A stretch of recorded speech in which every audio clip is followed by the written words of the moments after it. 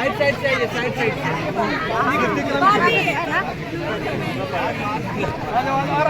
आराम सब सब सब पैरा दो सब देखो सबसे मिलेंगे of 1857 and revolted against the British in Rewari. Today we are breathing comfortably under the open sky because of him.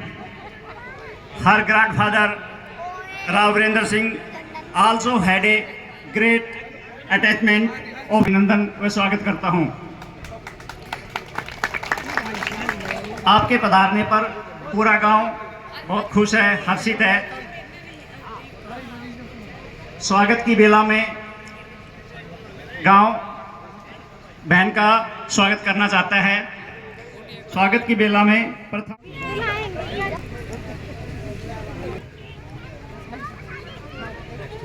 स्वागत की बेला में मैं बुलाना चाहूँगा RKY इंटरनेशनल स्कूल कहते हुए श्रीमती चंद्रकला देवी, वाइफ ऑफ सरपंच धर्मवीर जी, बहन जी का शाल उठाकर सम्मान करेंगे।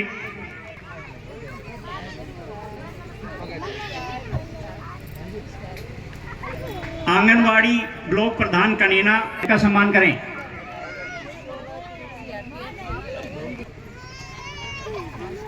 पूर्व सरपंच दिलीप सिंह जी, लाली देवी बहन मामालाल जी का, बहन जी का शाल उड़ाकर सम्मान करेंगे।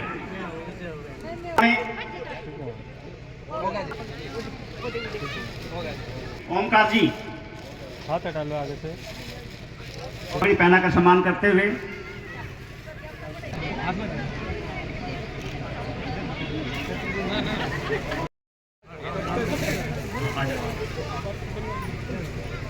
पूर्व चेयरमैन मंदनलाल जी का नाम लूंगा तो बहुत टाइम हो जाएगा। समस्त मंच पे उपस्थित लोग और ये हजारों की भीड़ में खड़े गणमान्य लोगों की, जैसा कि आप जानते हैं, आज ये चुनाव केवल विधायक का नहीं है। आज ये चुनाव पूरे अहिरवाल की सरदारी को तय करने वाला है। जैसा कि यहाँ खड़े हुए लोग ये बयां कर रहे हैं कि जो अहिरवाल की सरदारी को जीतेगा वही चंडीगढ़ में सीएम की कुर्सी पर विराजमान होगा। यहाँ मेरी उपस्थित माताएं, बहनें, उपस्थित लोग, युवा साथी इस बात को जानते हैं कि जो पिछली सरकार रही कांग्रेस की, 10 साल तक नौकरियां रोहतक में बढ़ती रही और हमारे लोग यहाँ पर्चियां लेके घूमते रहे कि किसी तरह एक आध को कोई नौकरी मिल जाए। फिर उसी प्रकार के जो कांग्रेसी 10 साल से घर बैठे हुए थे वही सोच रहे हैं फिर वही दिन आएंगे। और जैसा कि फरीदाबाद में कांग्रेसी प्रत्याशी नीरज शर्मा ने बयान दिया कि जो 50 वोट देगा उसको नौकरी दिलाएंगे। हमारे बच्चे बहुत ही मेरिट में रहे हैं और पिछले 10 साल से गरीब का बच्चा भी नौकरी में लगा है, ये आप अच्छी तरह जानते हो। लेकिन वो नहीं चाहते कि अहिरवाल के लोगों को, यहाँ के बच्चों को नौकरियां मिले और वो बड़े परेशान हैं, तड़प रहे हैं और उनके प्रत्याशी भी कहते फिर रहे हैं कि जब मैं विधायक बन जाऊंगी तो तुम्हें फिर से वही माहौल मिलेगा, वही नौकरियां मिलेंगी। लेकिन मैं इस मंच के माध्यम से उनसे पूछना चाहता हूं, इस अहिरवाल ने पहले भी उनको विधायक बनाया था, आपने बनाया था कि नहीं बनाया था? एक बार हाँ या ना कह करके बताओ। बनाया था और उनको CPS भी बनाया था और यहाँ के कितने बच्चों को नौकरियां मिली वो यहाँ आकर के जनता में क्यों नहीं बताती? वो ये कहती है कि आप मुझे वोट दोगे तो भूपेंद्र सिंह हुड्डा की सरकार बनेगी। वो ये कहती है कि आप मुझे वोट दोगे तो फिर से 25 से आपको नौकरी मिलेगी, आपके बच्चों को नौकरी मिलेगी। लेकिन मैं ये कहता हूं कि आप 5 बार के सांसद अहिरवाल की बेटी बहन आरती राव को अगर वोट देंगे तो आपको सीएम की कुर्सी मिलेगी और मेरिट के आधार पर नौकरियां मिलेंगी। मेरे साथ एक बार बीजेपी जिंदाबाद, अरे जिंदाबाद, बाबा बागेश्वर की बस्ती जिंदाबाद। जयप्रकाश जी, पार्षद लीलाराम जी, हमारे संयोजक हनुमान जी, एडवोकेट हेमंत जी, एडवोकेट नरेश जी, धर्मवीर सरपंच जी, मेरे साथ चल रहे सभी भारतीय जनता पार्टी के कार्यकर्तागण, सभी बुजुर्गों, माताओं, बहनों और युवा साथियों, नमस्कार और राम राम जी।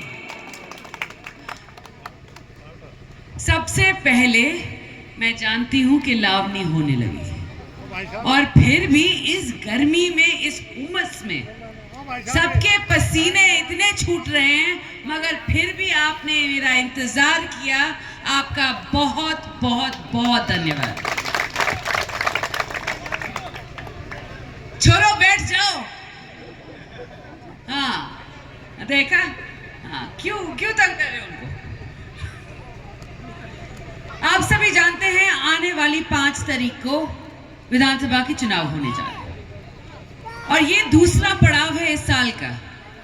पहले पड़ाव में लोकसभा का चुनाव हुआ था जिसमें आपने हमें अव्वल नंबर देकर पास कर दिया था और चौधरी धर्मवीर जी को अटेली से मेंदरगढ़, नांगल चौधरी से नारनौल जीत मिली थी। ये आप सभी की बदौलत थी क्योंकि हवा अटेली वालों ने बनाई थी। तो बहुत बहुत धन्यवाद इस बात का। अब दूसरे पड़ाव की बात है और सब यही मुझसे पूछे हैं कि आरती तू अटेली से क्यों लड़ना चाहती है? अटेली से ही क्यों? रेवाड़ी, गुड़गांव, कहीं से भी लड़ सकती थी, मगर अटेली क्यों आई? तो ये इस पे बात मैं करना चाहूंगी थोड़ा। मैं अटेली इसलिए आई हूं क्योंकि अटेली ने मेरे परिवार का हमेशा साथ दिया। 1967 में अटेली ने मेरे दादाजी को पहली बारी विधानसभा भेजा और उस जीत की वजह से दक्षिण हरियाणा को उनका पहला और अभी तक चीफ मिनिस्टर मिला। ये अटेली वासियों की बदौलत। 77 में कोटिया कनीना में होता था और कनीना होता था जाटूसाना में, और 1977 में राव इंद्रजीत सिंह पहली बारी विधानसभा जीत के गए थे और आपने जिताई थी उन्हें। तो अटेली ने जिताई मेरे दादाजी को पहली बारी और जाटूसाना और कनीना और कोटिया ने जिताई दूसरी बारी। पहली राव इंद्रजीत सिंह को पहली बारी जिताई। तो अगर ये दोनों पहले वाली जिताने वाली एक हो गई 2009 के बाद, तो मैं आज आप सभी के बीच आई हूं ये कहने के लिए कि ये पहली बार में मेरा भी पहली बार कर दो और मुझे भी विधानसभा भेज दो। एक जैसे मैंने कहा, मेरे परिवार के बारे में सभी जानते हैं, सब बोलते हैं राव इंद्रजीत की छोरी है, मगर ये भी बोलने लगे हैं। क्या हो गया? नहीं आप मेरे को बोलने माया, बैठ जाओ, बीच में मत बोलिए, बाद में बोलियो। सब बोलने लगे हैं कि आरती मिलेगी नहीं बीच में। यही बोलना चाह रही थी ना माया, यही बोलना चाह रही थी, सभी यही बोलने जा रहे। मैं उस दिन गई, रामबास गई, रामबास वाले बोले बहन जी आपके खिलाफ एक शिकायत है, आप मिलोगी नहीं। मैंने कहा भैया आपने एमएलए बनाया नहीं, शिकायत पहले शुरू कर दी।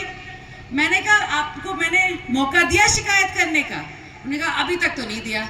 मैंने कहा बना दो, उसके बाद भी नहीं दूंगी। अब शिकायत तब करे ना जब कोई बात हो, मगर अगर विरोधी दल वाले आपके कान भरने लगे और ऐसी बातें करने लगे तो सीधा जवाब ये देना कि आरती ने बोला है कि उसका सफर आज के दिन यहां से शुरू हो रहा है, खत्म नहीं। और ये सफर मैं आप सबके साथ बिताने आई हूं और लंबा सफर करने आई हूं ताकि आगे जाके मैं आपका सुख दुख आपके साथ बांट सकूं। ये थी पहली बात। दूसरी बात फिर बोली, अरे भाई मेरा परिवार मैं क्या कुछ कर नहीं सकती हूँ, मगर मेरे परिवार ने ऐसी चीज़ें की हैं जो पूरे हरियाणा में मशहूर है। ईमानदारी की मिसाल दे मेरा परिवार, दक्षिण हरियाणा के विकास कार्यों की मिसाल दे मेरा परिवार है। सही है, मगर हम अपने कार्यों की बात करते हैं, हम दूसरों पे इल्जामात नहीं लगाते।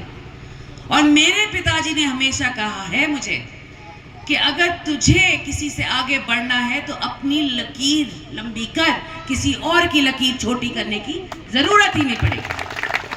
तो आज के दिन मैं आप सभी के बीच ये कहने आई हूँ, अपनी लकीर मैं लंबी करने आई हूँ, किसी और की छोटी नहीं। और अगर मेरे ऊपर कोई लालचन लगाए तो उनको बोले अपने गिरेबान में खुद जाके उन्होंने क्या किया।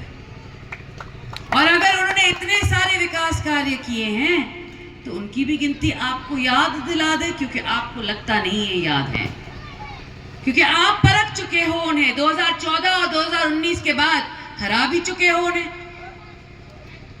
तो आप जानते हो कि आपको उनकी तरफ से क्या मिलने वाला है, कुछ भी नहीं।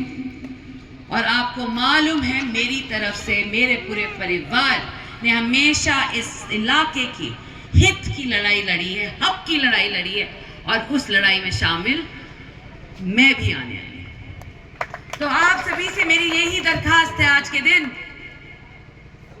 कि अगर आप चाहते हैं जैसा विकास रेवाड़ी और गुड़गांव का हुआ है पिछले 10 सालों में, वैसा आप अटेली में भी हो, जहां नौकरियां मिली है बिना खर्ची बिना पर्ची के। रोहतक में हमारे छोरे रोहतक की नौकरियां नहीं ले जाते, मगर रोहतक वाले आ जाएंगे आपकी नौकरियां लेने। मैं बोल देती हूँ 2009 में हुआ था ये, हमारे छोरों को नौकरियां नहीं मिल रही थी, और अब वादा करने चले हैं कि हम नौकरियां देंगे। तब क्यों नहीं दी? हमारे नहरों में पानी आज आ रहा है 10 सालों में, पहले सूखा था, याद है वो। हमारी सड़कें आज के दिन इतनी बेहतरीन हो गई हैं, पहले तो खड्डे हुआ करते थे। किसने सोचा था कि ऐसी भी सड़कें हो सकती हैं? और 4-4, 8-8 घंटे का सफर आज के दिन 1.5, 2, 3 घंटे में खत्म हो जाता है, कहीं भी जाओ। और एम्स जैसा एक बड़ा अस्पताल आपके 20-25 किलोमीटर दूर आने वाला है, जो आप सबकी जरूरत है।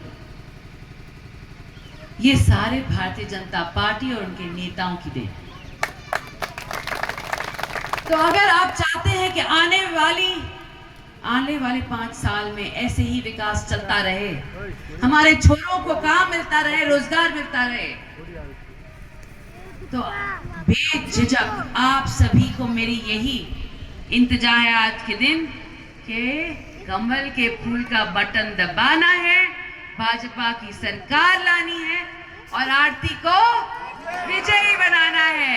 धन्यवाद आप सभी का।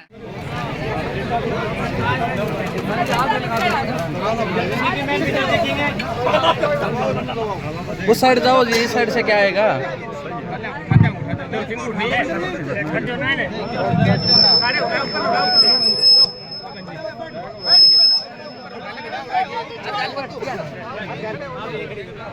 बैठना बैठ जाए यार। हो गया जी, हो गया। निमंत्रण भी दे रहे थे, कौन आ रहे हैं इसके? जी चीफ मिनिस्टर योगी आदित्यनाथ जी आ रहे हैं हमारे यहाँ 28 तारीख को भोजावास में, और मैं सभी को बोलूँगी अटेली वासियों को कि आप सभी ज़्यादा से ज़्यादा तादाद में ज़रूर 28 तारीख को भोजावास आएं।